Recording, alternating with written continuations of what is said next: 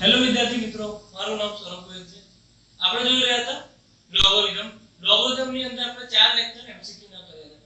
મેં છેલ્લા ચોથા લેક્ચરમાં કીધું હતું મિત્રો કે આ છેલ્લું લેક્ચર છે એમસીક્યુ નું. પણ સમય અને સંજોગ જે ચાલી રહ્યા છે કોરોના કોવિડ-19 થી જે સમય ચાલે છે અત્યારે, એમાં એવું લાગી રહ્યું છે મિત્રો કે કાં તો એક્ઝામ નહીં થાય, કાં તો એક્ઝામ થશે તો એમસીક્યુ બેઝ થશે.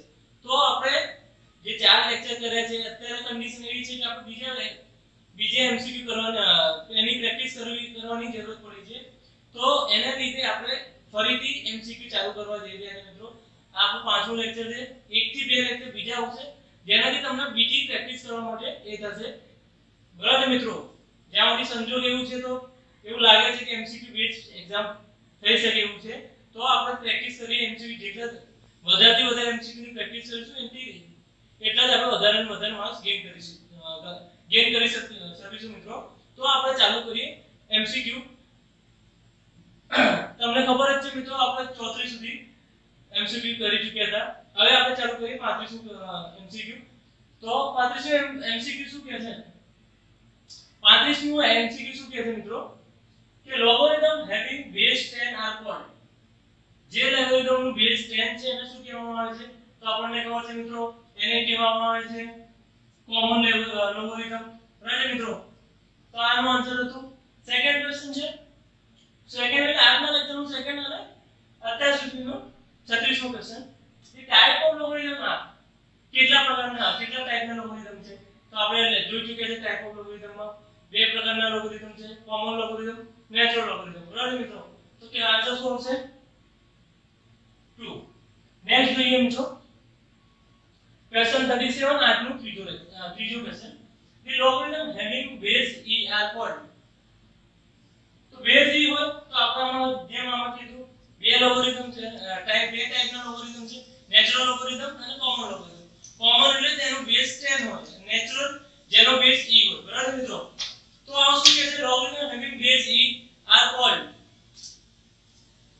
આનો આન્સર આવશે નેચરલ લોગોરિધમ. તો આ સિમ્પલ ક્વેશ્ચન હતો. પણ મિત્રો આવા ક્વેશ્ચનો પણ પૂછાઈ શકે છે જે તમારો એક માર્ક્સ સિક્યોર કરશે. તો આપણે આવા ક્વેશ્ચન પર જોવા પડશે. એના પછીનો ક્વેશ્ચન જોઈએ. The idea of logarithm was firstly introduced by. મેં તમને પહેલા લેક્ચરમાં કીધું હતું કે કોણે લોગરિધમ ચાલુ કર્યું? તો એના જનેતા જેને લોગરિધમ આપ્યું એનું નામ છે જ્હોન નેપિયર. બરાબર મિત્રો? જ્હોન નેપિયર નો 1600ની વર્ષમાં શોધીતું લોગરિધમ. કેમ શોધીતું એનું આપણે જોઈ ચૂક્યા છે મિત્રો કે જે મલ્ટીપ્લિકેશન ડિવિઝન છે એ ડિફિકલ્ટ હોય છે કેલ્ક્યુલેશનમાં, જ્યારે એડિશન એન્ડ સબટ્રેક્શન ઈઝી હોય છે. તો લોગરિધમ બેઝ જ એવું બન્યું હતું કે મલ્ટીપ્લિકેશન એડિશનમાં યુઝ થાય છે અને જે તમારું ડિવિઝન છે એ સબટ્રેક્શનમાં યુઝ થાય છે.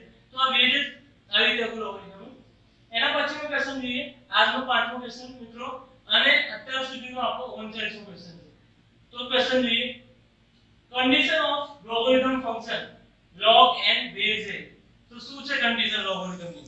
લોગરિધમ ની કન્ડિશન આપણે જોઈ ગયા મિત્રો, બેઝ માં નેગેટિવ ના હોવું જોઈએ, 0 ના હોવું જોઈએ અને 1 ના હોવું જોઈએ, અને n જે n છે એ ગ્રેટર ધેન 0 હોવું જોઈએ. તો આપણે જોઈશું મિત્રો પહેલો આન્સર આ છે, a greater than 0 એટલે નેગેટિવ નહીં આવે, 0 નહીં આવે. a does not equal to 1 તો અને નો n greater than 0. તો આ કન્ડિશન હતી. આપણે જોઈ ચૂક્યા છે મિત્રો 1 કેમ નહીં આવતું? તમને યાદ હોય તો 1 raised to 0 કરીએ તો 1 આવતું મિત્રો, 1 raised to 1 કરીએ તો 1 આવતું. 1 ને કોઈ પણ પાવર તમે લગાવો આન્સર 1 જ આવશે.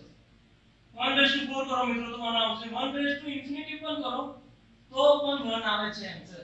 તો 1 એવું નંબર છે જેનો કોઈ પણ પાવર હોય તમે એ કરશો તો તમને આન્સર એનું એ જ મળવાનું છે. એના માટે જ લોગરિધમમાં એને લેવામાં આવ્યું નથી. કેમ કે જે લોગરિધમ કેવું છે કે જે રિઝલ્ટ આવતું હોય તમે પાવર ચેન્જ કરો રિઝલ્ટ સેમ નું સેમ આવે તો લોગરિધમ એવા ફંક્શનને યુઝ નથી કરતો.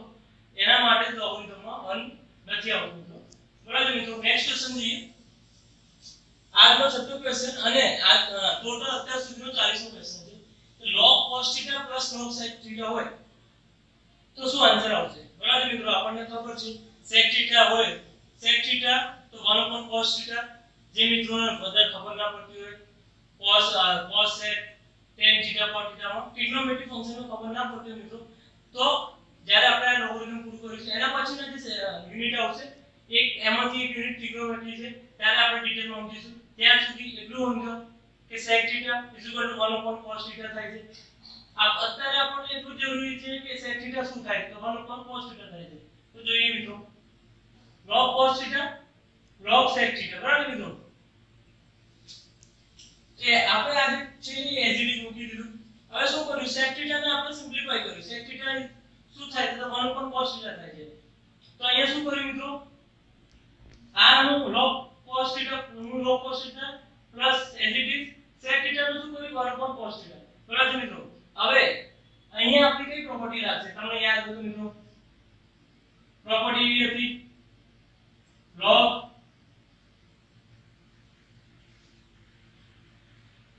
am mn હોય તો log am plus log an આવું થતું હતું.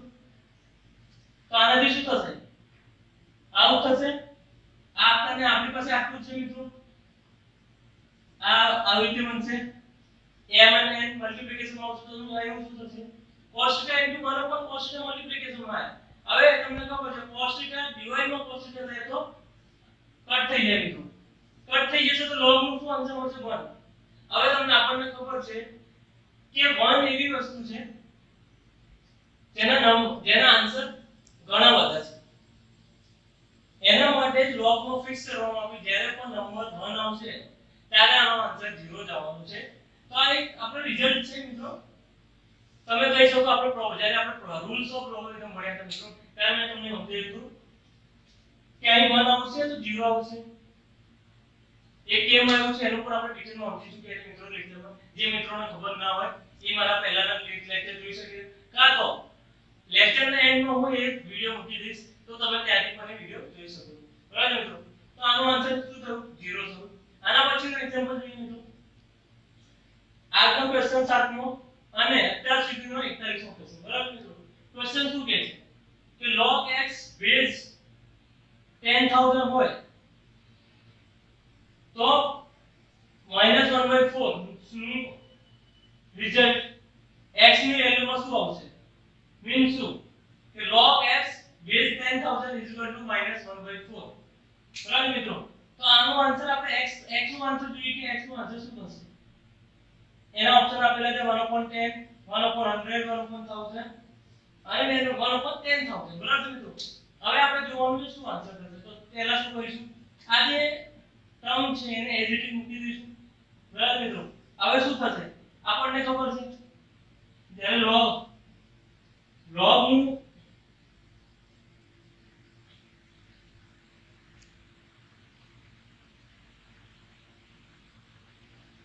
આવું આપણું ટર્મ છે log n base a x. આ શું હતું, આ બેઝ હતું અને આ પાવર છે, સોરી આ ફાઇનલ રિઝલ્ટ છે અને આ પાવર છે.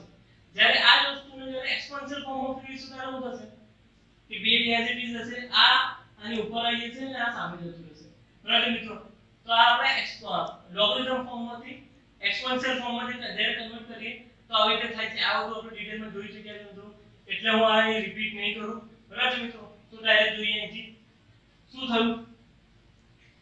લોગરિધમ ફોર્મમાં હતું મિત્રો, આપણે શું કર્યું એક્સપોનેન્શિયલ ફોર્મમાં કન્વર્ટ કર્યું. એક્સપોનેન્શિયલ ફોર્મમાં કન્વર્ટ કર્યું બેઝ એઝ ઇટ ઇઝ. આ જે છે એ પાવર છે, પાવર બેઝ ની ઉપર આવી જશે અને આ જે છે ફાઇનલ રિઝલ્ટ છે તો સામે જશે.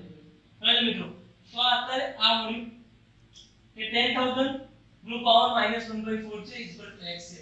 આપણને ખબર છે જ્યારે પણ પાવર માઈનસમાં હોય ત્યારે શું બતાવવા માંગે છે કે નીચેનું ડિનોમિનેટર નું આપણે ન્યુમિનેટરમાં લાવ્યા છે. તો આ વસ્તુ શું થશે મિત્રો, ઉપર નીચે આ જે માઈનસ છે માઈનસ કરવા માટે આપણે શું કરીશું આ વસ્તુનું નીચે લઈશું તો આનો પાવર નીકળી જશે.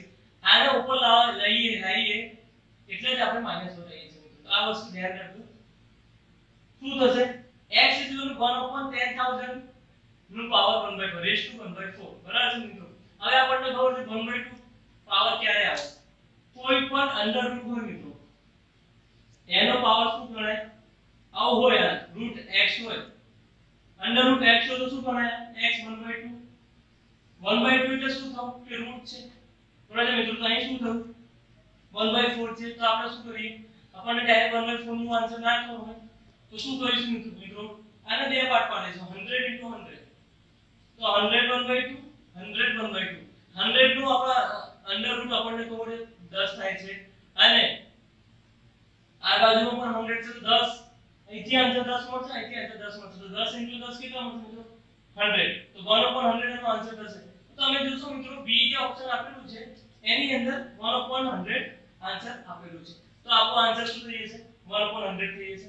એના પછીનો ક્વેશ્ચન જોઈએ મિત્રો, આજનો છેલ્લો ક્વેશ્ચન છે. તો ક્વેશ્ચન જોઈએ, which of the following statement is not correct. શું કીધું છે ક્વેશ્ચન કે આમાંથી given ચાર ઓપ્શન જે આપેલા છે એમાંથી કયું આન્સર પોસિબલ નથી બરાબર મિત્રો. તો આપણે જોઈએ, પહેલો ઓપ્શન આપેલું છે log 10 base 10 = 1. બીજું આપેલું છે log 2 + 3 = log 2 * 3. ત્રીજું આપેલું છે મિત્રો log 1 base 10 = 0. અને ચોથું આપેલું છે log 1 + 2 + 3 = log 1 + log 2 + log 3. જોઈએ આમાંથી કયું ખોટું છે બરાબર મિત્રો.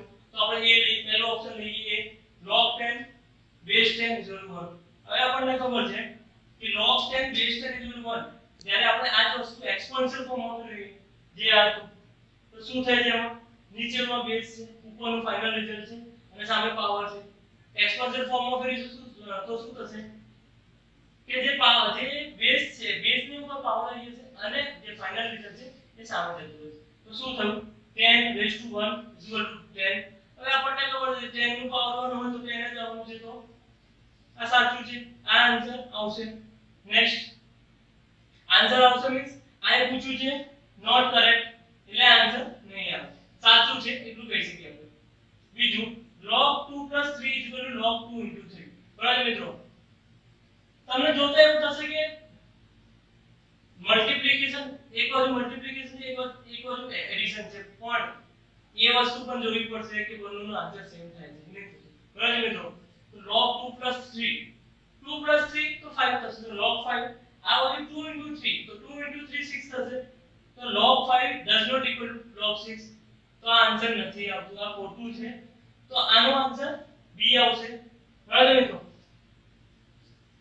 પણ આપણે જોડે નીચેના પણ ઓપ્શન જોઈએ એમાં કેમ સાચું છે તો એનું પણ જોઈએ.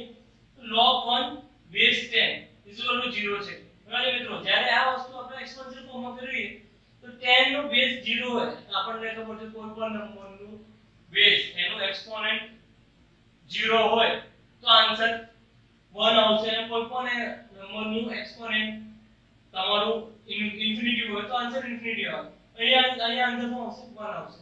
આના પછી જોઈએ તો આ સાચો ક્વેશ્ચન છે, આનો આન્સર આ નહીં આવે. આન્સર તો આપણને ખબર પડી ગઈ છે મિત્રો, બીજું બી જ આવશે. એના પછીનું છે ડી.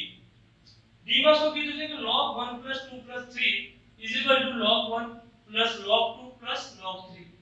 તો મિત્રો જો આપણે આમાં જોઈએ 1 + 2 + 3 તો 1 + 2 3 થાય, 3 + 3 6 થાય. તો આ બાજુ શું આવશે લેફ્ટ હેન્ડ સાઈડમાં log 6, રાઈટ હેન્ડ સાઈડમાં શું આવશે log 1 + log 2 + log 3. આની પ્રોપર્ટી કઈ લાગશે મિત્રો, તો આ જે પ્રોપર્ટી છે આપણી આ પ્રોપર્ટી આમાં લાગશે કે જ્યારે પ્લસ હોય તો મલ્ટીપ્લિકેશન માં આવે તો શું થશે 1 + 2 + 3 1 * 2 * 3 થઈ જશે. 1 * 2 * 3 1 * 2 2 થાય, 2 * 3 6 થાય. તો આન્સર શું છે 6. Left hand side 6 right hand side 6. તો આ આન્સર સાચો છે, આ સાચું છે. પણ આપણો આન્સર શું છે મિત્રો, કેમ કે એને પૂછ્યું છે નોટ કરેક્ટ. આપણે જોવું પડશે કે શું પૂછવામાં આવે છે. એને કરેક્ટ પૂછ્યું હોય તો 3 સાચા છે, પણ એને નોટ કરેક્ટ પૂછ્યું છે તો બીજો આન્સર ખોટો છે બરાબર મિત્રો. હવે કોઈ વિદ્યાર્થી મિત્રોને એવું થશે કે સાહેબ તમે અહીં બોલ્યા કે left hand side right hand side આ શું છે. તો મિત્રો ધ્યાન રાખજો, આપણો જે હાથ છે ડાબી બાજુનો જે હાથ હોય એને લેફ્ટ હેન્ડ સાઈડ ગણાય, અને જે જમણી બાજુનો હાથ છે એને રાઈટ હેન્ડ સાઈડ ગણાય. તો આ વસ્તુ ધ્યાન રાખજો. મોસ્ટલી પ્રૂફ જ્યારે પણ આપણે કોઈ પણ એક્ઝામ્પલ નું પ્રૂફ કરીશું કે એને પ્રૂફ કરવાનું છે તો લેફ્ટ હેન્ડ સાઈડ અને રાઈટ હેન્ડ સાઈડ બતાવવાનું છે કે સરખા છે. તો મોસ્ટલી આવી રીતે પ્રૂફ થતા હોય છે. તો મિત્રો આજે આપણે જોયા એમસીક્યુ, આ એમસીક્યુ જોયા. આના નેક્સ્ટ લેક્ચરમાં આપણે બીજા એમસીક્યુ જોઈશું. બરાબર મિત્રો, ત્યાં સુધી તમે અમારા વિડિયો જોતા રહો. તમને અમારા વિડિયો કેવા લાગ્યા કોમેન્ટ કરીને બતાવો. જો તમને આ વિડિયો સારા લાગ્યા હોય તો લાઈક કરો, તમારા ફ્રેન્ડ્સને શેર કરો.